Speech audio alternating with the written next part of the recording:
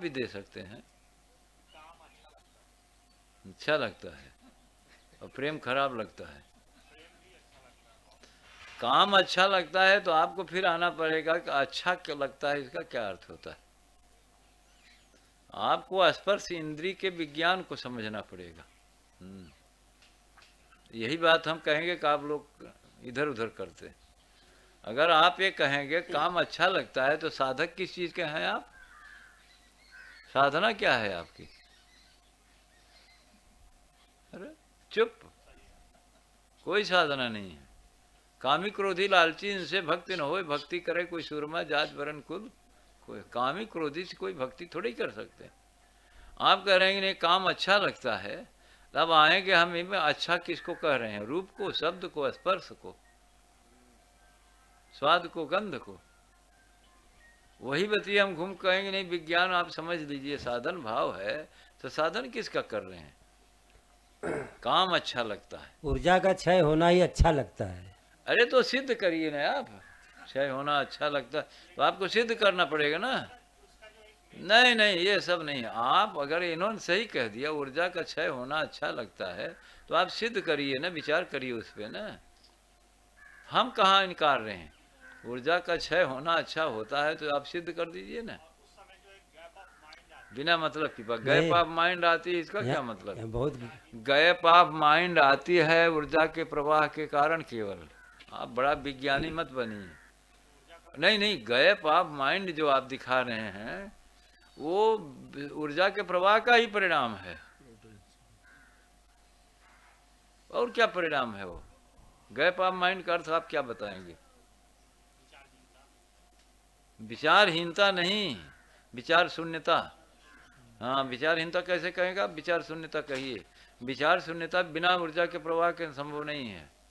वो विज्ञान आप पढ़ते हैं तो देख लीजिए जाके, बिल्कुल अंतर है। विचार शून्यता बगैर सेक्स में जो ऊर्जा का प्रवाह होता है उसी से विचार शून्यता घटित होती है। उसका क्या अर्थ है? कोई अर्थ नहीं। बात आप कहीं कर रहे हैं और तर्क कहीं करते जा रहे हैं।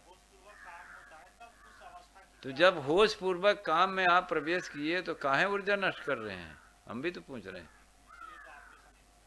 हमारे सानिध्य में आ क्या? अरे भाई गजब की बात है। हम कह रहे हैं काम भाव क्यों उठा रहे हैं, आप कह रहे हैं वो विचार शून्यता वाला गैप के लिए उठा रहे हैं। तो गैप तो हम ऐसे ही बता रहे हैं, गैप हो जाएगा ना। आप ऊर्जा अपनी ऊर्ध्व में प्रवाहित करिए, गैप हो जाएगा। कहाँ चाहते? वहां को तो अभी क्लियर नहीं किया, आधा अधूरा ज्ञान लेके इधर चले आए। अरे उधर क्लियर कर लीजिए, काम को पूरी तरह समझ लेने के बाद ही आप इधर चल पाएंगे। अभी तो आपने आधी अधूरी बात, उन्होंने कुछ कहा आपने कुछ कह दिया, उन्होंने कुछ कह दिया। आदमी को तो खुद ही समझना पड़ेगा।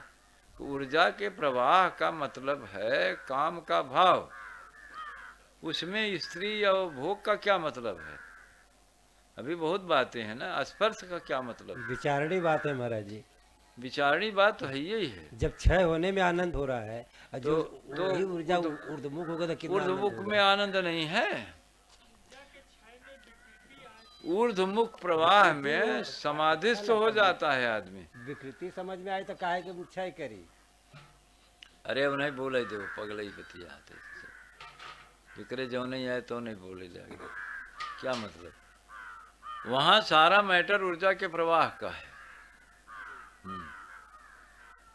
वो कोई मैटर नहीं है। और कोई मैटर पहले सिद्ध तो हो जाए।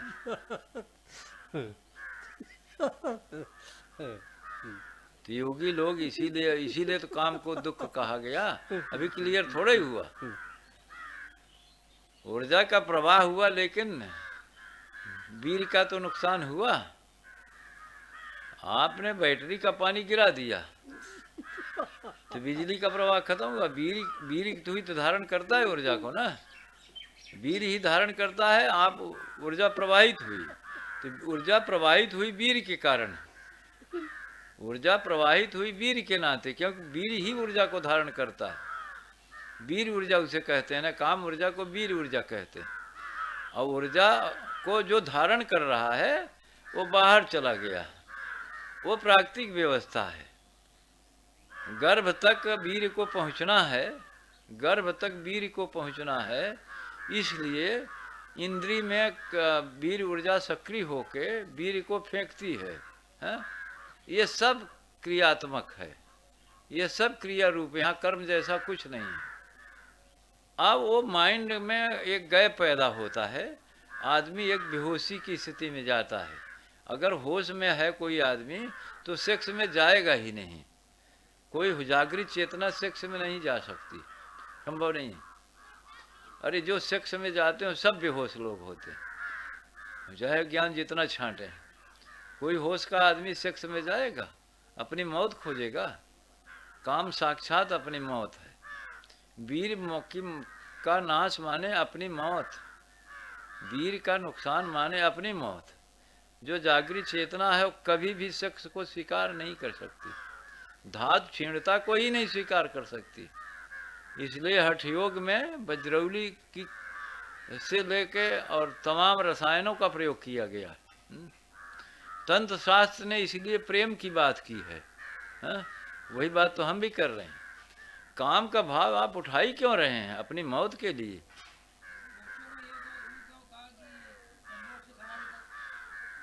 अब ओशो को पकड़ के लाइए फिर बात किया जाए भाई, या तो आप ओशो का प्रतिनिधि बन जाइए तो आपसे बात करें। पढ़ा था क्या? पढ़ा था तो बताइए आप कितना समझते हैं उस बात को, कितना समझते? अभी तो इन्होंने कहा ना, जो माइंड का गैप होता है वो सब उसी को समाधि कहते हैं। जो माइंड का गैप है उसी को सब समाधि कहते हैं।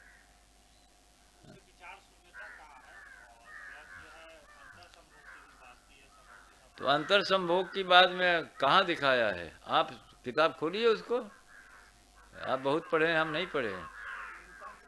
नहीं नहीं, रूपांतरण की बात कैसे समझाई उन्होंने? वो तो आप बात नहीं करेंगे। क्या समझा है? अरे वो सब बेवकूफ़ी बतियाए तो मुँह बतिया आपने। क्या समझाया रूपांतरण बताइए। रूपांतरण बिना प्रेम के भाव को होगा? आशय तो यही उनका था, लेकिन इतनी अरे उनका आशय हम काल लिख जाए ना, आशय क्या मतलब है? बता रहे हैं वैसे नहीं उन्होंने। माने रूपांतरण कैसे होगा? बिना समझे हो जाएगा रूपांतरण?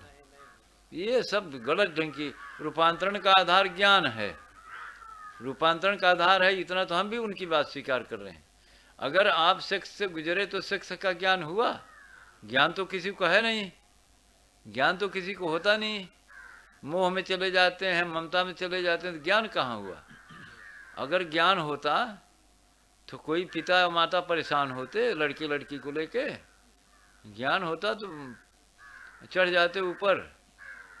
शादी ब्याह का मतलब है कि अध्यात्म की यात्रा है। शादी ब्याह के शब्द जैसे पूछा ना ही वो हमार मेहरारू बेराम बा, हमार बेटवा गड़बड़ाई, वो हमार बिटिया सोई पे। यहाँ भी लोग आते हैं आश्रम तो वही बेटवा बिटिया दुनिया प्रपंच की बात करते। क्या मतलब है? कोई साधना की बात है? सेक्स को अगर कोई समझेगा ठीक से तो सेक्स से दूर हो जाएगा, सीधी बात है। चुप रहो, बिना मतलब की बात मत करो। कुछ समझते ही नहीं, बोलते चले जाते दुनिया कुछ करते। अरे दुनिया में कितने लोग समझते हैं इस बात को? है सब रुक जाएगी।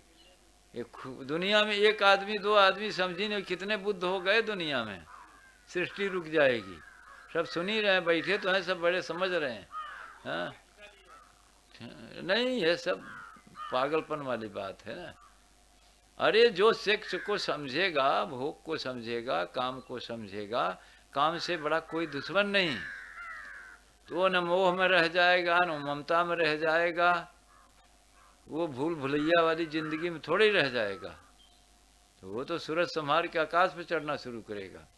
इस मामले में एक जिज्ञासा आती है कि कृष्ण की 16,108 रानियां थी, अब प्रत्येक रानी से 10-10 पुत्र थे, 10-10 पुत्र थे, तो क्या हुआ?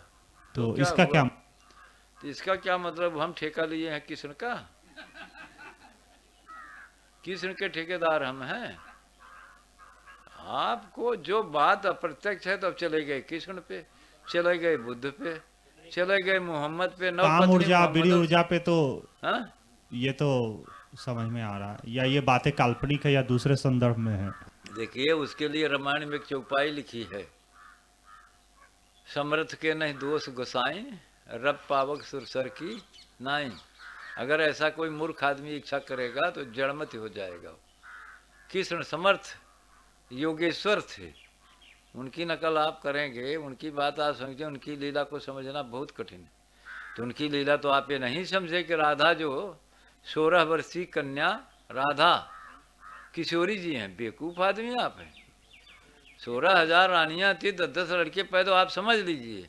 वो भी हमें बताइए कि प्रिया जी क्या हाल रही, वो किशोरी जी कैसे रहीं अगर कृष्ण इतने कामी थे तो। कामी की बात नहीं नहीं है। तो क्या बात कर रहे हैं फिर? सेक्स ऊर्जा पे अगर बात हो रही है, सेक्स ऊर्जा पे बात है तो कृष्ण का अपना मामला है वो। 16,108 इंटू 10। इतिहास पुराण की बातें आपके सामने ठीक ठीक नहीं है। वो ब्रह्म की शक्तियों का प्रकरण है, अलंकारिक वर्णन है। 16,108 जो है अलंकारिक वर्णन भी है, वो रूपक है। अब आप पागलों की तरह सीधा सीधा उसे पकड़ ले रहे हैं।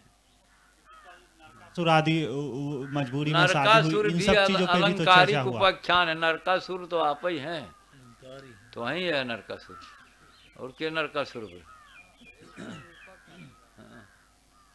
बांध के बैठाया है एक मिला के।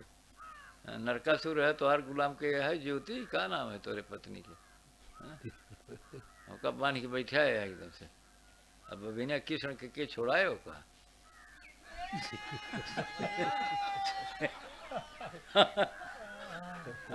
पगलवन की न्याय पतिया, जो बात हो रही उसे नहीं करेंगे। नरकासुर किस, अरे सब अलंकारिक उपाख्यान है समझने के लिए। नरकासुर की पूरी बात आप पढ़े हैं? पढ़े तो होंगे नहीं। नरकासुर को छुड़ाने की शर्त थी कि कोई पुरुष जब अपनी स्त्री के साथ जाएगा, धर्म पत्नी के साथ, तभी उसे जीत सकता था। तो कोई पत्नी तैयार नहीं हुई, सत्यभामा तैयार हुई थी जाने को, हाँ? तब नरकासुर पे विजय मिली।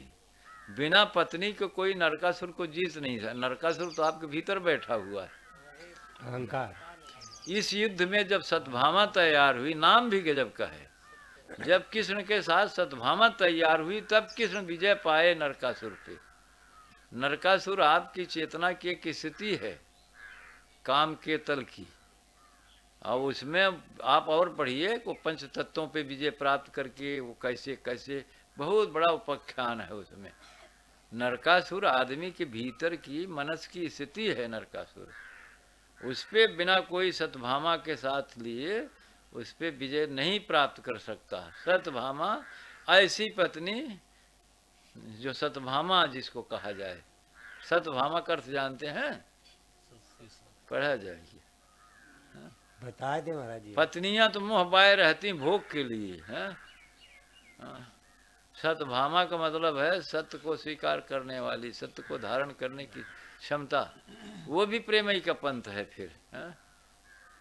तो जब ये स्त्री पुरुष सत्य और प्रेम को स्वीकार करें, समर्पण प्रेम को, तब नरकासुर पे विजय प्राप्त होती है। ये स्त्री पुरुष का संस्कार है ऐसा। तो कोई औरत नहीं तैयार हुई तो वो तो व्यास मनुष्य को समझाने के लिए कह रहे हैं ना।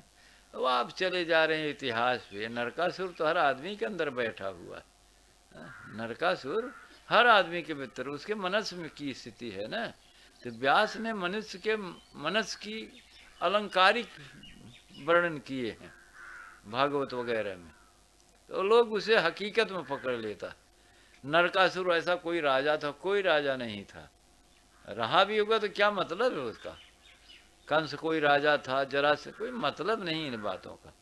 व्यास ने तो उसे किसी और कारण से चुना है।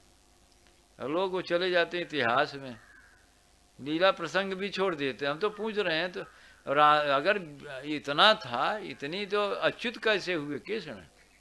प्रेम के अवतार कैसे हुए? इसलिए आप बात को टालते हैं आप लोग। हम इसके लिए तैयार नहीं, हम इतना खोपड़ा का हम खर्च करने के तैयार नहीं। हम सीधा ये जानते हैं नरकासुर, महिषासुर और शुंभ निशुंभ चंड मुंड सब आपके मनस की स्थितियां हैं। नहीं समझ रहे? चंड मुंड निशुंभ शुंभ महिषासुर सब आपके मानसिक स्थितियाँ हैं जिसको दुर्गा खत्म करती है। स्त्री की ताकत से इसको आप बहुत जल्दी खत्म कर सकते हैं। स्त्री की ताकत से इसको आप बहुत जल्दी खत्म कर सकते हैं, लेकिन आप इसे समझते नहीं तो फिर इसी में रह जाएंगे। तो नरकासुर की कैद में तो है ही, आपका मनस तो आपको उलझा के रखा ही हुआ। तो समझा जाए भगवान आह्लादनी शक्ति है। तो प्रश्न वही हुआ कि भाई आप जो है काम का भाव क्यों लिया, आपने खड़ा क्यों किया? आप स्वतंत्र हैं, आप कहते हैं उसमें सुख है, तो हम पूछ रहे हैं हमारे यहाँ क्या करने आए हैं? सुख है तो आप सुख खोजिए फिर। हमने मना थोड़ी किया, हमारे पास क्यों आए? हम तो मना करते हैं, हम तो अभी कोई कुछ हमें देता होता है तो हम मना कर देते हैं। हम फिर कह रहे हैं लोगों के साथ, मेरे साथ ज़बरदस्ती न करें, अन्यथा आपका नुकसान हो जाएगा। नहीं समझ रहे? कोई चीज़ ला के कोई मुझे देना होना चाहता है, अगर जरा से इधर उधर किया तो सावधान कर देते। अब बहुतों को नुकसान हो रहा है, वो अपने अहंकार में समझते नहीं मामला क्या है। हाँ। कुछ लोग सेवा भी ज़बरदस्ती करना चाहते हैं, वो सब ठीक नहीं। मुझे कोई सेवा हुआ की ज़रूरत नहीं है, मैं कोई पैसा चाहिए, न कोई आश्रम की ज़रूरत है, न कोई महल की ज़रूरत है, कुछ नहीं है। हम जो बात कर रहे हैं हमें यही बात को समझे तो उसी की सेवा हमें मंजूर है। प्रेम का रास्ता पकड़े, अपने दुख का अंत सोचे, तो चाहे जितनी सेवा करे, बकिया सेवा वगैरह से कोई मतलब हमारा नहीं। क्योंकि आदमी गलत कर्म करता है तो उसके वित्त में रहता है कि साधु संतों के पास जाए ना, कुछ चढ़ाए आए तो थोड़ा शांति सुकून मिल जाएगा। तो हमारी जगह शांति सुकून की नहीं है। क्यों? तुम भी कुछ देना होना है कि नहीं तुम्हें? हाँ, तुम बहुत बात करते हो बिना मतलब के। तो कहने का मतलब ये हुआ आर्य साहब, आखिर हम जब साधन भाव में हैं तो काम को ठीक से समझें। तो अब चूंकि उसी पर चर्चा हो रही है, काम को ठीक से समझिए तो इसका अर्थ क्या निकलता है? हम इस एनर्जी को बाहर ले जाके हम रह कहाँ गए? हमारी चेतना में क्या है? हमारी चेतना में स्त्री है, पुत्र है, पुत्री है, धन है, महल है, कुछ है? अच्छा, अब साधन भूमिका में चेतना ऊर्ध्वगामी होती है। हमारी चेतना में सार शब्द है, पिंड है, ब्रह्मांड है, निर्वाण है, परमानंद है। ये किसकी चेतना में होता है? जिसकी ऊर्जा ऊर्ध्वगामी होती है, जिसकी चेतना ऊर्ध्वगामी होती है। तो काम को जो ठीक से समझेगा वो समझेगा इससे बड़ा कोई दुख ही नहीं। काम के कारण ही तो हम ये चेतना प्राप्त करके बैठे हैं। अब खूब गौर से देख रहे हैं, यहाँ भी आते हैं लोग ना, तो ये सब थोड़े देखते हैं। हाँ हाँ, वो उनसे मिल गए, वो उनसे मिल गए, यहाँ खोजते रहे, उनसे भेंट हो गई, उनसे भेंट हो गई। अपने से भेंट करने यहाँ थोड़े कोई आता है। यहाँ आने का मतलब तो अपने से भेंट करना था, प्रेम की यात्रा पे जाना था। हाँ हाँ, वो DFO साहब आए, मिल लीजिए, देखे वो वकील साहब बैठे हैं, देखिए वो साधना जी आई है ना, बड़ी आदमी है ना, तो इनसे परिचय बना लिया जाए, उपाध्याय जी से बना लिया जाए, प्रिंसिपल साहब बैठे हैं। क्यों समझ नहीं? हाँ, अटॉर्नी क्या कहें आप, क्या डिग्री है आपकी? अटॉर्नी, एडवोकेट जनरल, हमें भूल जाता है भाई, लोग हंस रहे हैं। एडवोकेट जनरल से भेंट कर लिया जाए। लोग बहुत परेशान हो जाते हैं ना। हाँ, ये सब पैसे वाले हैं। अरे हम कोई खाक छानने वाले थोड़े ही हैं। हम लोग भी पैसे ही वाले हैं। भृगुट विलास जा सुलय होई, सपने संकट पर सोई। लेकिन लोग क्या समझते नहीं इस बात को। हम खूब गौर से देखते हैं। अरे प्रेम का मार्ग पकड़िए, काम को ठीक से समझिए। एक काम के कारण आप कहीं के नहीं रहे, आपकी सारी चेतना सेंस पे उलझ गई। आपकी सारी चेतना काम के प्रभाव, ये मेरी बेटी, ये मेरा बेटा, ये मेरी पत्नी, आप यहीं उलझे हुए हैं। फिर भी आप काम का भाव उठाते जा रहे हैं, फिर भी काम का भाव उठाते जा रहे हैं। अरे गौर से देखिए, काम आपने अपनी सारी ऊर्जा नष्ट कर दी। जो ऊर्जा चढ़ती मूलाधार के ऊपर तो कितना आनंद है। अरे आप लोग तो यहाँ थोड़ा सा स्फुरन में बर्दाश्त नहीं करते, नाचते हैं, चिल्लाते हैं। और थोड़ा आगे बढ़ेगी, आज्ञा चक्र ब्रह्मांड की तरफ बढ़ेगी, शून्य शिखर की तरफ बढ़ेगी, तो क्या कहते हैं कबीर वगैरह, अमृत रस की भिक्षा लावे, शून्य महल में फेरी लावे। अरे सो सुख जाने मन या रुकाना नहीं रसना पे, कोई बता नहीं सकता क्या सुख है, कल्पना करना मुश्किल है। अमृत बुंद उड़ान कर दिया, अमृत झरे सदा सुख उपजे। हैं? आप अपने को काम ऊर्जा के काम भाव के नाते तो आप वंचित हो रहे हैं, आप काम भाव के नाते ही तो वंचित हो रहे हैं, और कौन चीज फंसा रही। तो बुद्ध ने कहा काम ही दुख है, लेकिन उन्होंने ऐसे नहीं कहा कि त्याग कर दो, नहीं नहीं, ये समझ के ही कोई त्याग हट सकता। अगर समझा नहीं ना तो फिर इसी का चिंतन करेगा। हाँ, देखा बाबा आए रहे हैं गांजा के नाते भागे ना बढ़िया, बताओ होता है साधु बाबा, और सही बता रहे हैं, गांजे के नाते पहली बार भागे। अरे उनसे क्या मतलब सत्संग का, क्या मतलब है? अगर आप प्रेम के काम को ठीक से समझते तो आप पपीहा की तरह मुंह इधर कर लेते। पपीहा स्वाति बूंद के कारण ये जीव का सबसे बड़ा दुश्मन काम, इसके कारण मोह, इसके नाते ममता गले की फांस बन के पड़ी हुई है, अंधा बना दिया हमें। हम केवल चिंतन करते हैं मेरा बेटा, मेरी बेटी, मेरा घर, मेरा परिवार, और मैं गायब हो रहा है। हम मनुष्य शरीर में महानतम परमानंद को प्राप्त कर सकते, अमृत तत्व को प्राप्त कर सकते। अब ये कहने सुनने की बात नहीं है। अरे ऊर्जा थोड़ी भी अंतर्मुख हो जाए तो पता लगता है। अब देखा इनके लगे छूट के वहाँ गए तो ओ कोरम बैठे ही, उनके लगे तो ओ का कोरम बैठे ही, यह कोरउल चलत है, यह हाँ, वो भी हर जगह चस्का ले रही है कि करे लगे ज्यादा धारा बाटे नहीं समझे, वो जा के सब चुम्मा लेती रहती कुछ है कहीं लस्सी में का तो भाई जो समझेगा वो तो इस नरक में नरकासुर वाले राज्य में थोड़े ही रहेगा, वो तो सद्भामा को लेके समर भूमि में डट जाएगा। नहीं समझ, नरकासुर माने सबसे फूहर काम ना, सबसे दुख की स्थिति है ना। जो काम को ठीक से समझेगा, काम ऊर्जा के निम्नगामी होने से बस इतना ही थोड़ा ही को निम्नगामी हो गई, आपकी चेतना भी निम्नगामी हो रही। काम के साथ क्रोध है, मोह है, ममता है, ये चेतना इस स्तर पर नहीं खड़ी होती है। काम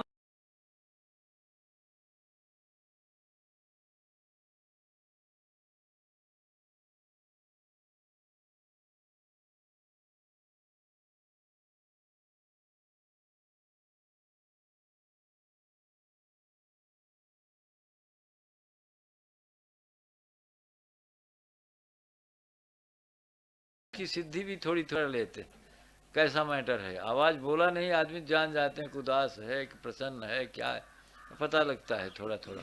हाँ? अब लोगों क्या है, अगर यही चेतना, और कहीं अयोध्या, कहीं वृंदावन, कभी बैठे नहीं, कहीं हरिद्वार, ये भी नहीं कि बैठे हैं, लेकिन अपने में नहीं रमण कर सकते, अपने में नहीं चेतना जा पा रही। अभी तो राधा रमन मोहन शरण को बुलाया था घर इन्होंने, देखिए यहाँ भी भाग के आई हैं। हाँ? हम तो कह रहे थे क्या इतनी दूर आना है, हैरान होना है, यहाँ तो कुछ है नहीं, हम भी तो फाके मस्त ही हैं, लेकिन फिर भी आई तो किस संदर्भ में नहीं विचार कर पाती आदमी, विचार नहीं कर पाती। तो ये काम के प्रभाव की स्थिति है। अगर इसी में साहेब रज के बत्तिया का लवा ऊपरा चढ़त ना, रज के मूलाधार से ऊपर जुग कह दिए ना, चिंगारे उद्गारे जाते हैं। चकमक पथरी रहे एक संगा उठाई नहीं चिंगारे, क्यों साधना जी। हाँ, अब ऐसे बिना गुरु के संयोग के चिंगारी उठती नहीं, गुरु के संयोग के बिना चिंगारी नहीं उठती। अब संयोग में तो काम का भाव है, गुरु के संयोग में भी प्रेम का भाव चाहिए, काम का भाव वहां नहीं चलेगा। अगर प्रेम का भाव आ जाए तो चिंगारी तो उठ ही जाएगी। ब्रह्म अग्नि जली रही है, नहीं उठती है? तो अब क्या कहा जाए, किससे पूछा जाए भाई चिंगारी क्यों नहीं उठ रही है? कारण तो कोई होगा ना। क्या कारण हो सकता है? आप बोल रहे हैं, तर्क कर रहे हैं, 10 साल आपने प्रेम के विहीन जीवन जिया। आप कह रहे हैं कि माइंड का खेल वहां चल रहा था। अरे हम कह रहे भैया अब तो प्रेम का जिंदगी शुरू कर दीजिए। हाँ हाँ, हो रहा क्रिया है। आप कहाँ बैठे हैं, होश में नहीं है। हो रहा है माने क्रिया। आप कर क्या रहे हैं? हो रहा मत बताइए मुझे, आप करना अपना बता दीजिए। ये पेंच नहीं चलेगी। और जिसे बताना है सबको यही कहेंगे कि आप काम को ठीक से समझेंगे तो आप प्रेम के भाव में आ ही जाएंगे। इससे बड़ा दुश्मन क्या है? इससे बड़ा नरक क्या है? इस काम ने हमारी सारी चेतना को शरीर के तल पे खड़ी कर दिया है, खड़ी हो गई इसके कारण। और इसी भाव को हम स्वीकार किए जा रहे हैं, जिसके कारण कि हमारी सारी चेतना ही अधोमुख अवस्था में आ गई, मैं मेरी में उलझ गई। किसके कारण? काम भाव के कारण। हाँ, तो ये पूरी तरह समझने पे ये खत्म हो जाएगा ना, ये दुश्मन विदा हो जाएगा। फिर हृदय में महबूब की बात याद आ जाएगी। हृदय में महबूब है यही है। इस काम ने काम अछत सुख सपने उनाई, भजिए राम सब काम बिहाई। तो आधी बतिया सुनते हैं, भजन शुरू कर देते हैं, काम का समझ वही नहीं करते। भजिए राम सब काम बिहाई, काम अछत सुख सपने उनाई। काम के रहते सुख स्वप्न में भी सुख नहीं है। अरे बात करिए इस पे। वही हम भागवत पुराण थोड़े उठा के बैठे हैं, हम तो जीवन का भागवत कह रहे हैं। विचार करना है तो कर लीजिए। अब काम अछत सुख सपने होना ही। अब काम को नहीं समझे तो काम का भाव तो हम उठा रहे हैं। कहो संदीप, क्या उठाओ? तो कौन उठा रहा है? बोला ना, बेवकूफ आदमी बोलबे ही नहीं करे। कौन उठाता है? डीएफओ साहब। आप क्यों उठाते हैं? अब आप उठाते हैं तो थोड़ा आइए विचार करके दर्शाइए क्यों उठाते हैं। आपकी चेतना भी तो निम्नगामी हो रही है। आप कहाँ समझे कि औरत में सुख है? औरत के किस भाग में सुख है? औरत में अगर सुख होता तो औरत सुखी होती ना। औरत तो मोह बा के लग रही है पुरुष को ना। औरत में सुख कहाँ है? किस कारण से आप भ्रमित हो गए? क्या जवाब है आपके पास? औरत में सुख होता तो उसे पुरुष की क्या आवश्यकता थी? पुरुष में सुख होता तो उसे स्त्री की क्या आवश्यकता थी? न स्त्री समझ रही न पुरुष। अब आप सिद्ध करेंगे नहीं औरत में सुख है तो सिद्ध करिए, फिर तो खड़ा हो जाएगा स्पर्श का विज्ञान। हाँ, अपने में आए तब ही नहीं। तू इतना दिन झलरत रहू कुल ना कौश है, तब ही इतना दिन कुल हलोरत रहू, बटोरत रहू, लौटी यहू अपने में सुख वहीं दिखा। तो ठीक है कि हो। कितना उम्र होए तो हार मंजू? कितनी उम्र है इनकरी? 40 के तो ऊपर ही होए, जमन होए। क्यों? यह काम, यह हलोरे में 40 साल चला गया। यह हलोरे में चला गया। कितनी ब्याह हो गए जरा देखा, कितना हलोरा है भाई तक। नहीं तो भाई हलोरता ही है भाई, बंद ना किए भाई, हलोरता ही रहा। तो सब बहुत चालाक है।